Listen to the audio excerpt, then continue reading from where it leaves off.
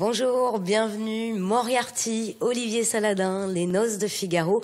Ces noms figurent parmi les quelques 70 spectacles programmés au Théâtre de Cornouailles à Quimper pour la nouvelle saison culturelle. Nous sommes avec Franck Becker, directeur du Théâtre de Cornouailles. Bonjour. Bonjour. Est-ce que divertir et réfléchir ont été en quelque sorte les mots d'ordre pour construire la programmation de cette nouvelle saison ? Oui, tout à fait. Ça fait partie de nos missions de scène nationale. Et puis, c'est effectivement comme ça qu'on envisage de défendre la création contemporaine, notamment, par exemple, cette année, en faisant dialoguer des spectacles et des conférences sur des thèmes d'actualité importants. Alors, on détaille tout ça dans un instant, mais avant, le point sur l'actualité de ce vendredi 4 septembre dans le Finistère. Une nouvelle ligne de car entre Brest et Bordeaux. C'est possible depuis ce vendredi. La loi Macron, promulguée en août, prévoit la libéralisation du transport par autocar, une aubaine pour l'entreprise Ocellorn de Landivisio. 4 bus assureront les liaisons. 6 utilisateurs étaient présents pour le premier départ. Ça arrive là, je le ferai tous les week-ends. Ça m'amène directement à mon point de chute. Voilà, je fournis avant le train, mais bon, il y a beaucoup d'aléas. Hein. Je voulais tester ça, ce mode de transport-là, pour voir ce que ça donne. Et voilà, on va voir comment ça se passe. Pour l'intérêt économique, voilà, principalement pour ça. Le tarif reste l'argument phare de ce mode de transport. 10 € en offre de lancement et 45 € à terme pour 10 heures de trajet. L'autocar fait face à 3 autres concurrents. L'avion avec un billet à près de 500 €, mais pour 1h20 de vol seulement. Le TGV propose des trajets à partir d'une centaine d'euros, mais il vous faudra 8 heures pour rejoindre Bordeaux. Seul le covoiturage se situe dans une fourchette de prix similaire au bus. Sur un site connu, à partir de 36 €, on relie les deux villes en 10 heures. La même durée que pour cette ligne de car. Une autre firme de bus propose le voyage à seulement 9 €, mais pour un temps de trajet un peu plus long. Pour le transporteur, cette nouvelle offre peut trouver sa place dans ce marché du transport très concurrentiel. La cible, c'est la jeunesse, c'est les étudiants dans la jeunesse, c'est aussi ceux qui ont plus de temps, les familles. Ça peut être également les retraités qui, eux, ont peut-être encore plus de temps. Du temps, il en faudra. Et pour s'occuper pendant le voyage, la compagnie a prévu le Wi-Fi et des prises électriques à bord. Le bus fera plusieurs étapes sur le trajet, Morlaix, Saint-Brieuc, Rennes ou encore Quimper, Lorient et Vannes. Livraison matinale pour Pascal Dejoie. C'est la première fois que le boucher Lambalet approvisionne cette cuisine centrale briochine. 80 grammes. Parfait. Les collectivités représentent un tiers de sa clientèle. Aujourd'hui, elles sont de plus en plus friandes de produits locaux. Ça ressemble aux produits qu'on pouvait trouver autrefois. C'est comme autrefois, c'est fabriqué comme autrefois. C'est ce que les clients entendent, une demande des parents, les élèves non, mais une demande des parents, ça c'est clair. Je suis venu, j'ai fait une proposition de prix, j'ai emmené des échantillons, ils ont goûté, ils ont trouvé ça très bon. Maintenant, j'arrive comme si c'était familial, comme si je faisais un petit peu partie du groupe, quoi. Ça fait plaisir de voir des gens qui reconnaissent un petit peu la qualité du produit, la qualité du service aussi. Pour ce chef cuisinier et son équipe, cette rentrée a une saveur particulière, puisque cette année, ils confectionneront 1300 repas par jour, contre 800 l'année dernière, avec le souci dorénavant de travailler des aliments de proximité. On a doublé en effectif de production et en repas du moins, et on fait avec des producteurs locaux, donc il y a plein de démarches et de contacts à prendre. Ouais, c'est un peu particulier, ouais, mais intéressant. Non seulement ce n'est pas beaucoup plus compliqué de passer par le circuit court, mais ça permet aussi de faire quelques économies. On s'est aperçu que finalement, en travaillant avec les producteurs locaux, cela nous revenait moins cher que des grosses centrales d'achat. Ça nous permet de contenir le prix du repas et de ne pas être beaucoup moins cher, mais d'être légèrement en dessous de ce que nous payons avant. Autre avantage, et pas des moindres, la réaction des élèves. On n'a qu'une semaine d'expérience, mais on a constaté ce que d'autres cuisines nous avaient dit, que nous aurions beaucoup moins de gaspillage. Et de fait, on a beaucoup moins de gaspillage. La démarche du groupe scolaire est encore toute jeune. Actuellement, seuls 5 producteurs de la région alimentent régulièrement la restauration collective. Mais le carnet d'adresses ne demande qu'à s'étoffer. Le pourcentage, il est faible pour le moment, mais on va essayer de grimper. En Bretagne, on a tout ce qu'il faut sous la main, donc on va essayer de faire un assemblage de tout ça. Pour aider les professionnels comme Lionel Lemoine à cibler d'autres potentiels fournisseurs, une plateforme a été mise en ligne par le département des Côtes-d'Armor, AgriLocal, la seule de la région. Et nous sommes de retour au Théâtre de Cornouailles à Quimper pour évoquer la nouvelle saison culturelle avec Franck Becker, directeur du Théâtre de Cornouailles. La saison débute le 18 septembre exactement. Et l'un des premiers grands événements de cette programmation, c'est le spectacle d'Olivier Saladin sur scène. Une pièce de Daniel Pénac intitulée, je vais essayer de pas faire d'erreur, Ancien malade des hôpitaux de Paris. Ça sera les 29 et 30 septembre. C'est ça, c'est en quelque sorte un one-man show médical qui s'inspire de cette belle fable de Pénac, qui met en scène un jeune interne des hôpitaux de Paris un peu débordé par un patient aux symptômes un peu compliqués.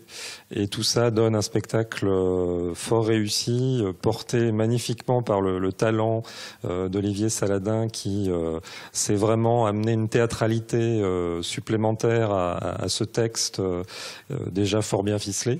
Et c'est vrai que le résultat est assez irrésistible. Côté musique actuelle, vous accueillez la pop délicate de Yael Naïm et le groupe franco-américain Moriarty. C'est un vrai événement aussi. Oui, c'est vrai qu'il y a peu de dates de tournée du groupe Moriarty. On est donc tout à fait heureux et fiers de pouvoir les accueillir à Quimper. Ce sera le 8 décembre. Hein. Voilà, avec un concert qui est dédié à leur musique toute nouvelle qui sont sorties sur ce CD qui s'appelle Épitaphe et qui marie comme d'habitude chez eux différentes musiques puisque leurs univers sont souvent très voyageurs en allant du folk au blues en passant par cette fois-ci d'ailleurs beaucoup de rock et de rythme latin. On retrouvera bien sûr sur scène la chanteuse Rosemary Stanley dont la voix est assez irrésistible et qu'on est heureux d'accueillir aussi dans une ville où on a appris à l'occasion qu'elle avait des liens familiaux. Donc ce sera une sorte de retour aux sources aussi pour elle. En janvier 2016, vous ouvrirez la nouvelle année avec un opéra, oui. Les Noces de Figaro de Mozart.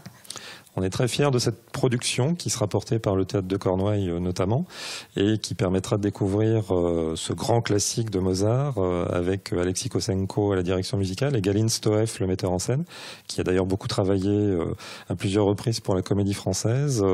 On a aussi sur scène une très belle distribution de chanteuses et de chanteurs, donc ça devrait donner un résultat tout à fait intéressant. La comédienne Dominique Blanc et l'acteur Vincent Pérez se retrouvent sur scène pour 3 représentations en mars de la création théâtrale Les Liaisons Dangereuses.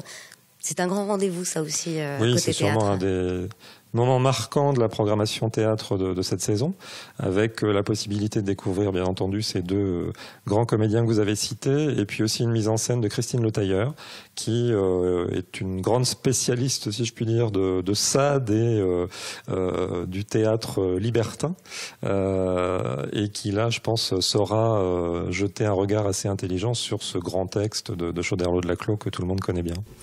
Et puis le public retrouvera 2 festivals désormais bien ancrés en Cornouailles depuis 4 ans. Circo Nova dédié aux arts du cirque, ça sera en janvier et février. Et Sonic consacré aux musiques contemporaines en mai avec une multitude de spectacles programmés là aussi. Oui, on est très heureux que ces festivals s'ancrent dans le quotidien à la fois de notre théâtre et puis aussi recueillent le succès qu'ils recueillent auprès du public cornouaillais. Circo Nova permettra de découvrir une bonne quinzaine de spectacles, avec notamment en ouverture le tout dernier spectacle de la grande compagnie québécoise, le Cirque Éloise, avec Circopolis. Et puis le cirque, c'est aussi bien entendu des rendez-vous sous chapiteau. Donc on retrouvera la compagnie Accor et Accro avec un spectacle qui s'appelle Klaxon, alors qui nous va très bien puisque c'est un spectacle qui marie à la fois cirque et musique dans une bonne humeur assez contagieuse.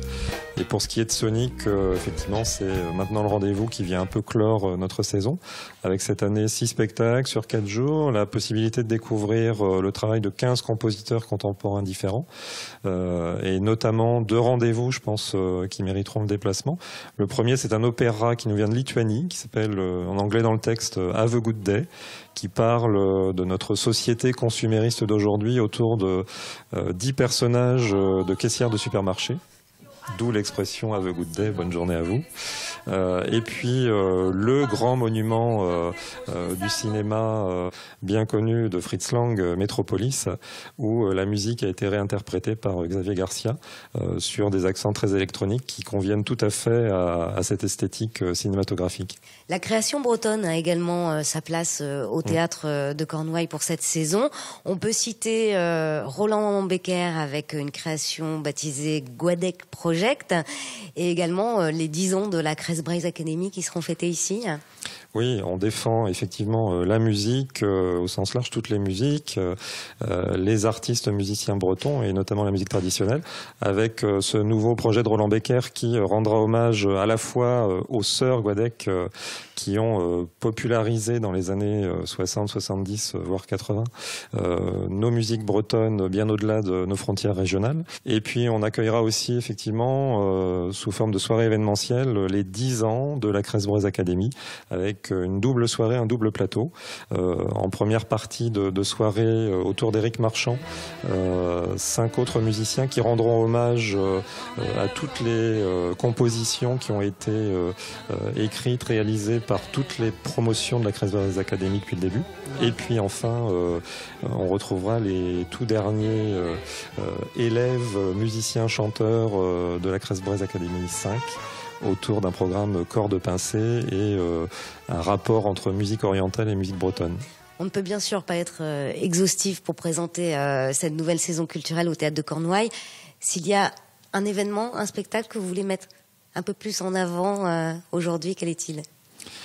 Alors je resterai peut-être dans le domaine musical avec cette grande soirée de jazz qu'on a baptisée So Jazz, qui permettra de découvrir 2 jeunes talents du jazz pour commencer la soirée, avec Laurent Coulondre Trio, qui est un organiste et pianiste fort prometteur, et puis Régis Huby, qui est une sorte de régional de l'étape, si je puis dire, puisque Régis est originaire de Bretagne. Et puis pour couronner cette soirée, on accueillera, et on sera une des rares scènes en France à pouvoir s'offrir ce plaisir, un trio d'artistes ou de monstres sacrés, comme on dit dans ces cas-là, avec Didier Lockwood, avec aussi Richard Galliano et Philippe Catherine. Merci Franck Becker de nous avoir présenté cette nouvelle saison culturelle du Théâtre de Cornouailles à Quimper.